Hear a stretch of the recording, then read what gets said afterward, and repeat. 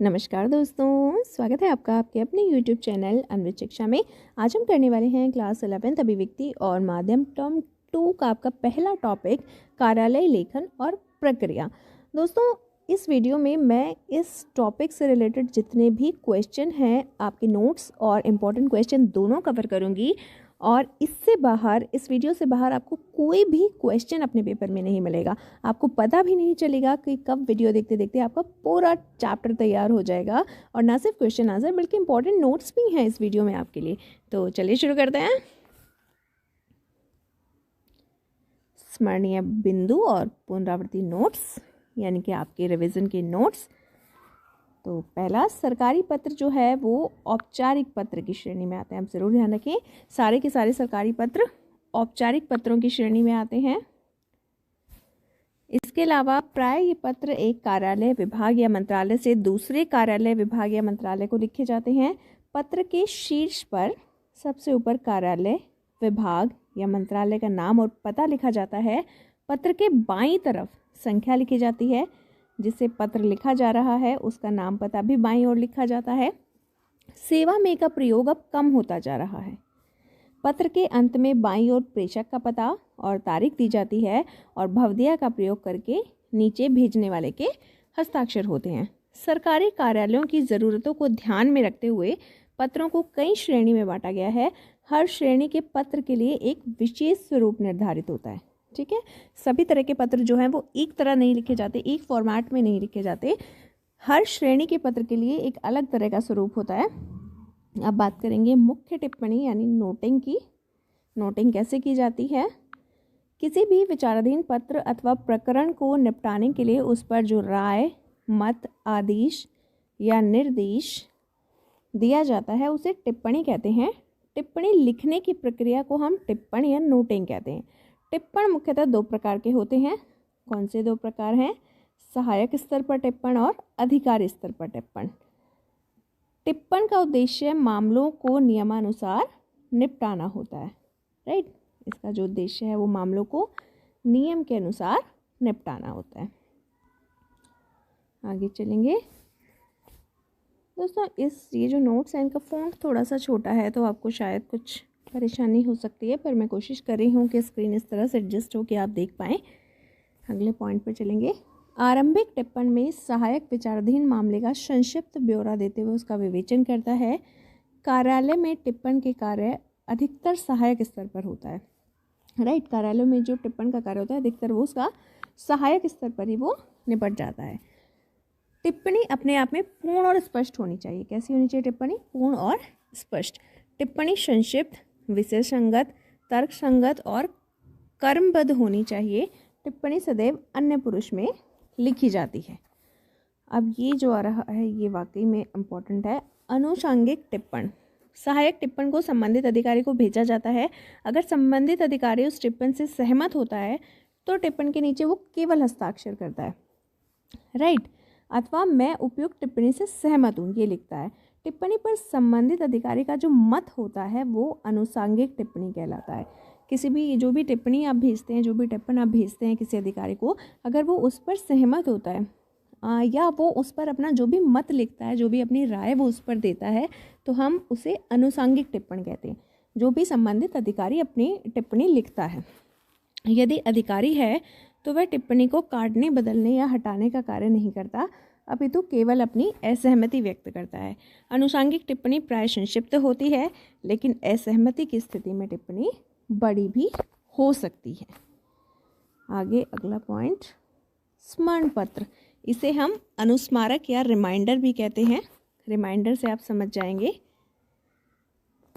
इसे हिंदी में अनुस्मारक और इंग्लिश में रिमाइंडर भी कहा जाता है। जब किसी पत्र, ज्ञापन इत्यादि का उत्तर समय पर प्राप्त ना हो तो याद दिलाने के लिए अनुस्मारक यानी रिमाइंडर भेजा जाता है। इसे स्मरण पत्र भी कहते हैं। इसका प्रारूप तो औपचारिक पत्र की तरह होता है, पर आकार छोटा होता है।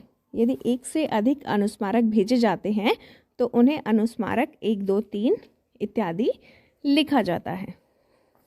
नेक्स्ट, अर्ध सरकारी पत्र। अर्ध सरकारी पत्र में अनौपचारिकता का पुट होता है। इसमें मैत्री भाव होता है। ये पत्र तब लिखे जाते हैं जब लिखने वाला अधिकारी संबंधित अधिकारी को व्यक्तिगत स्तर पर जानता हो या परामर्श लेना चाहता हो, इसके लेखन के लिए लेटर पैड का प्रयोग होता है। इसके ऊपर बाईं ओर प्रेषक का नाम, पता और पदनाम होता है। पत्र का प्रारंभ श्री, श्रीमान, प्रिय इत्यादि से हो सकता है। पत्र के अंत में भवदीय के स्थान पर आपका शब्द का प्रयोग किया जाता है और तत्पश्चात संबंधित अधिकारी का नाम, पदनाम और पता लिखा जाता है। राइट, यानी कि अर्ध सरकारी पत्र जो हैं आपके, वो अधिकतर परामर्श लेने के लिए या मैत्रिक भाव में किसी की कुशल क्षेम पूछने के लिए लिखे जाते हैं। अधिकतर वो लोग लिखते हैं जो एक दूसरे को व्यक्तिगत स्तर पर जानते हैं, जो पहले से एक दूसरे को जानते हैं। अगला पॉइंट, प्रेस विज्ञप्ति या प्रेस रिलीज। कोई व्यक्ति या संस्थान किसी विषय या बैठक में जो निर्णय लेता है उसे प्रेस विज्ञप्ति के माध्यम से सर्वसामान्य तक पहुंचाया जाता है। नेक्स्ट, परिपत्र या सर्कुलर। सर्कुलर शब्द से आप परिचित ही होंगे, अक्सर हमारे DOE की तरफ से या हमारे एजुकेशन डिपार्टमेंट की तरफ से सर्कुलर्स आते ही रहते हैं। सरकारी या निजी संस्थान में जो निर्णय लिए जाते हैं उन्हें लागू करने के लिए अधीनस्थ कार्यालयों को परिपत्र जारी किया जाता है। यानी कि जो भी डिसीजन लिए जाते हैं, जो भी निर्णय लिए जाते हैं, उन्हें लागू करने के लिए परिपत्र यानी सर्कुलर जारी किया जाता है, जिसमें निर्णय को कार्यान्वित करने के लिए निर्देश दिए होते हैं। राइट, कोई भी निर्णय जो बड़ी बैठकों में लिए जाते हैं उन्हें फिर लागू करने के लिए सर्कुलर जारी किए जाते हैं, परिपत्र जारी किए जाते हैं। कार्यसूची, अगला पॉइंट हमारा, विभिन्न संस्थाओं और कार्यालयों में विभिन्न विषयों में विचार विमर्श कर निर्णय में पहुंचने के लिए कई समितियों का गठन किया जाता है। इन समितियों में अध्यक्ष, सचिव के अतिरिक्त अन्य सदस्य भी। कार्यसूची, विभिन्न संस्थाओं और कार्यालयों में विभिन्न विषयों में विचार विमर्श कर निर्णय पहुंचाने के लिए कई समितियों का गठन किया जाता है। इन समितियों में अध्यक्ष होता है, सचिव होता है और इसके अतिरिक्त कुछ अन्य सदस्य होते हैं।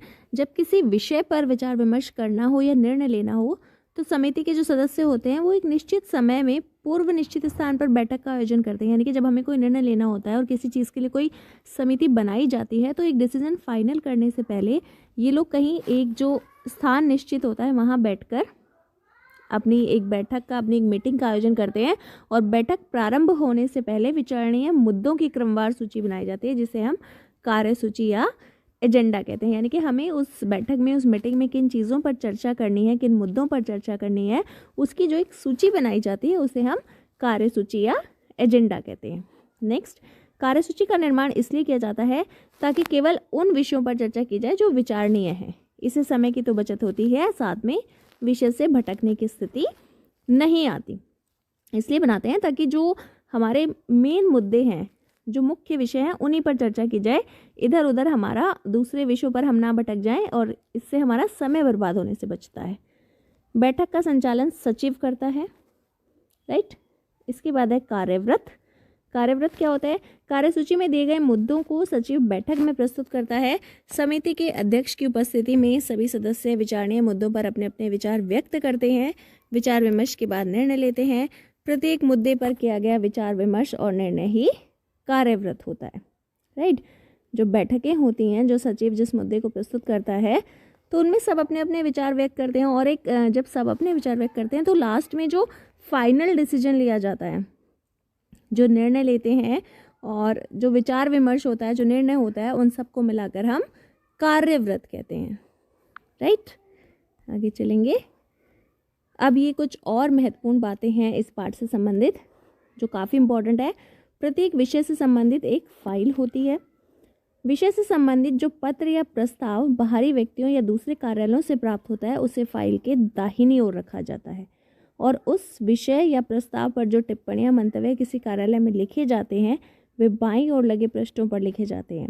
अर्थात फाइल के बाईं ओर का जो हिस्सा होता है वो टिप्पण के लिए और दाहिनी ओर का हिस्सा पत्र व्यवहार के लिए होता है। राइट, कोई भी फाइल जो होती है उसका जो बाईं ओर का हिस्सा होता है, जो लेफ्ट साइड होती है, वो टिप्पण के लिए और जो दाहिनी ओर का हिस्सा होता है वो पत्र व्यवहार के लिए होता है। अब हम चलेंगे कुछ और इम्पोर्टेंट क्वेश्चंस पर। कार्यालय लेखन के विविध प्रकारों के नाम बताएं। तो इसमें औपचारिक पत्र, मुख्य टिप्पण, अनुसांगिक टिप्पण, अनुस्मारक या स्मरण पत्र यानी रिमाइंडर, अर्ध सरकारी पत्र या DO लेटर, कार्यसूची और एजेंडा, कार्यव्रत या मिनट्स और प्रेस विज्ञप्ति। औपचारिक पत्र से क्या तात्पर्य है? जो पत्र प्राय एक कार्यालय, विभाग या मंत्रालय से दूसरे कार्यालय, विभाग या मंत्रालय को भेजे जाते हैं उन्हें हम औपचारिक पत्र कहते हैं। टिप्पणी किसे कहते हैं और ये कितने प्रकार की होती है? किसी विचाराधीन पत्र या प्रकरण को निपटाने के लिए उस पर जो राय, मंतव्य, आदेश या निर्देश दिया जाता है वो टिप्पण कहलाता है। और ये 2 प्रकार का होता है, मुख्य टिप्पण और आनुषंगिक टिप्पण। राइट। अब मुख्य टिप्पण किसको कहते हैं? प्रारंभिक टिप्पण मुख्य टिप्पण कहलाता है, जिसे प्राय सहायक स्तर पर लिखा जाता है, यानी कि जो शुरुआती टिप्पण होता है उसे हम मुख्य टिप्पण कहते हैं। इसके बाद आता है अनुषंगिक टिप्पण। सहायक द्वारा लिखी टिप्पणी पर जब वो अधिकारी के पास पहुंचती है तो वो अधिकारी उसे पढ़कर उस पर अपना मंतव्य लिखता है, जिसे हम आनुषंगिक टिप्पण कहते हैं। यानी कि जो टिप्पण आप किसी अधिकारी के पास भेजते हैं, जब वो उस पर अपनी राय लिखता है तो उसे हम आनुषंगिक टिप्पण कहते हैं। अगला प्रश्न, स्मरण पत्र, अनुस्मारक पत्र किसे कहते हैं? जब किसी पत्र, ज्ञापन इत्यादि का उत्तर समय पर प्राप्त नहीं होता तो याद दिलाने के लिए अनुस्मारक या रिमाइंडर भेजा जाता है। अर्ध सरकारी पत्र या डीओ लेटर किसे कहते हैं? जब कोई एक अधिकारी दूसरे संबंधित अधिकारी को व्यक्तिगत स्तर पर जानता हो तब मैत्री भाव व अनौपचारिकता से युक्त जो पत्र कार्यालय से संबंधित विषयों पर लिखा जाता है तो उसे हम अर्ध सरकारी पत्र कहते हैं। यानी कि जब 2 लोग एक दूसरे को पर्सनली पहले से जानते हों और वो कार्यालय से किसी काम संबंधित पत्र भेजते हैं एक दूसरे को तो उसे हम अर्ध सरकारी पत्र कहते हैं। कार्यसूची या एजेंडा क्या है? किसी भी संस्था की औपचारिक बैठक में चर्चा के लिए निर्धारित विषयों को अग्रिम जानकारी देने वाला जो दस्तावेज होता है वो कार्यसूची कहलाता है। इसे बैठक की सूचना के साथ ही सदस्यों को भेजा जाता है ताकि वे पूरी तैयारी से आ सके। कार्यवृत्त या मिनट्स किसे कहते हैं? किसी बैठक की कार्यसूची में रेखांकित विषयों पर हुए विचार विमर्श और निर्णयों के विवरण को हम कार्यवृत्त या मिनट्स कहते हैं। यानी कि जो भी डिसीजन लिए जाते हैं किसी मीटिंग में, उनका जो लेखा जोखा तैयार किया जाता है उन्हें हम कार्यवृत्त कहते हैं। प्रेस विज्ञप्ति किसे कहते हैं? जब कोई संस्थान या व्यक्ति किसी विषय या बैठक में लिए गए निर्णयों को जन सामान्य तक यानी कि पब्लिक तक पहुंचाना चाहता है तो हम उसे प्रेस विज्ञप्ति कहते हैं। परिपत्र या सर्कुलर किसे कहते हैं? संस्थान कार्यालयों द्वारा लिए गए महत्वपूर्ण निर्णयों को कार्यान्वित करने के लिए परिपत्र जारी किया जाता है, यानी सर्कुलर जारी किया जाता है, जिसमें निर्णय को कार्यान्वित करने के निर्देश होते हैं। आगे चलेंगे दोस्तों, ये है आपका अपना चैनल अन्वी शिक्षा। लाइक करें, शेयर करें और सब्सक्राइब तो ज़रूर करें। अगर आपको वीडियो पसंद आया है तो अपने दोस्तों के साथ, साथियों के साथ, क्लासमेट्स के साथ ज़रूर शेयर करें। और ना सिर्फ हिंदी के लिए बल्कि आपके दूसरे सब्जेक्ट के इस तरह के नोट्स के लिए भी, आपके स्टडी मटेरियल के लिए, क्वेश्चन पेपर के लिए, आंसर कीज़ के लिए, मॉडल टेस्ट पेपर्स के लिए, CBSE से आने वाली अपडेट्स के लिए, यानी कि आपके हर तरह के स्टडी मटेरियल के लिए आप अन्वित शिक्षा को ज़रूर सब्सक्राइब करें। Thank you.